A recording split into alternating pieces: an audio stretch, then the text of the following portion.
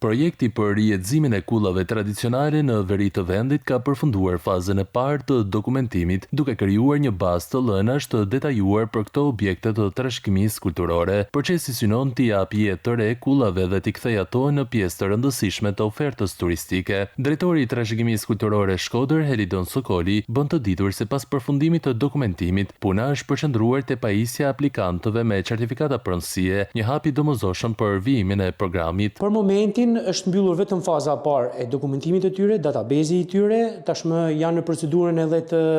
pajisjes me certifikat pronësie aplikantët që kanë aplikuar në platformën e posaçme në lidhje me këtë program dhe më pas do vazhdohet edhe me fazat e tjera që do jetë besoj edhe implementimi kryesisht në agroturizmit dhe në rihetsimin e këtyre kullave, kthimin e tyre në muze lokal të territorit, fshatarëve ku ato ruhen. Tashmë ka një marrëveshje mes Ministrisë së Turizmit, Kulturës dhe Sporteve dhe Agjencisë Kombëtare të Kadastrave dhe